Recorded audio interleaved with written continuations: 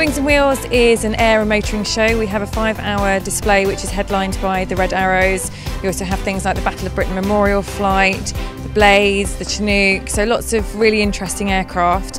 We also have a motoring demonstration. We normally attract between 25 and 30,000 over the weekend.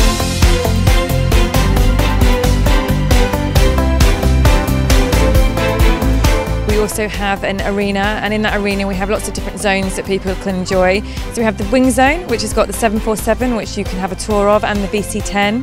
VC-10 also does engine starts twice during the day, which is quite loud.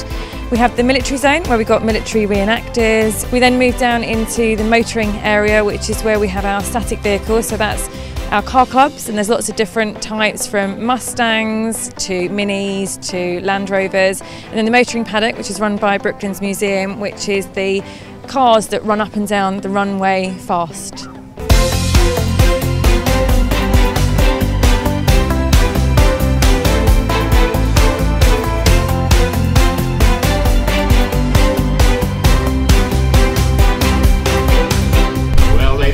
There's only 1 minute to go now until the jets arrive. Is everybody ready?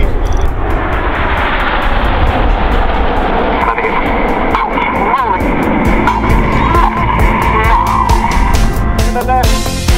Smoke cover as they go. In our display flying, we reach speeds of around 400 miles an hour, which is not as fast as the jet can go. But when you're flying 9 jets in formation, the leader has to have a little bit of power in hand to allow the other aircraft to keep up and fly the formation aerobatics. So we're all used to flying quickly. Everybody on the Red Arrows is from a frontline fast jet background, so we have all flown Harrier or Tornado or Typhoon before joining the team, so speed is something we're very used to.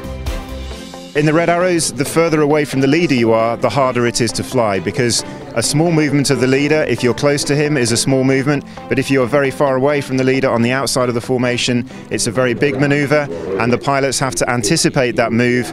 So we rely on Red One, the team leader. The way he speaks on the radio is very metronomic, very measured tempo, so that people are reacting to his voice rather than reacting to his aircraft moving, because otherwise it would be too late and it would be a very messy formation.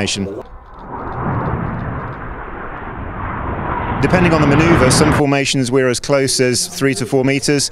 Other formations, when we have the fast opposition moves, then we are around 100 feet apart, so 30 to 40 meters. But we make it look closer by tricking the crowd.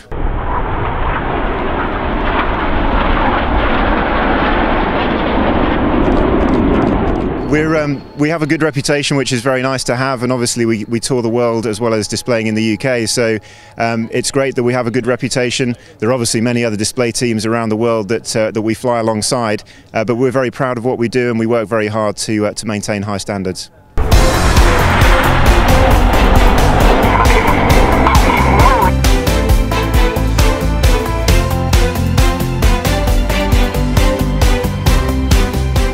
I only get very limited time to look out and see the crowd, so I'm conscious that they're there. My peripheral vision, I can see the size of the crowd, but I don't get the interaction with them that Gav does. It's great to see everyone waving back and enjoying the show, and that's a really great part for us.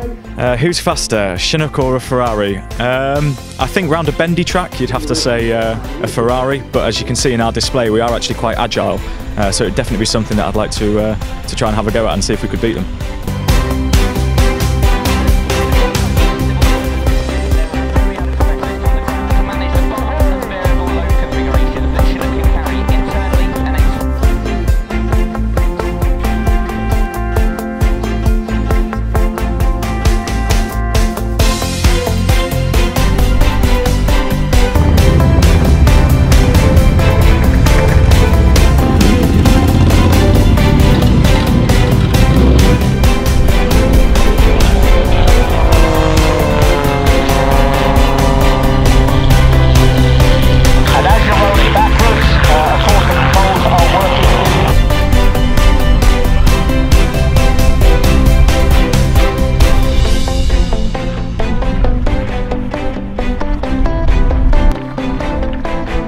So each year then we do have a competition to see who can land closest to the tee, and at the moment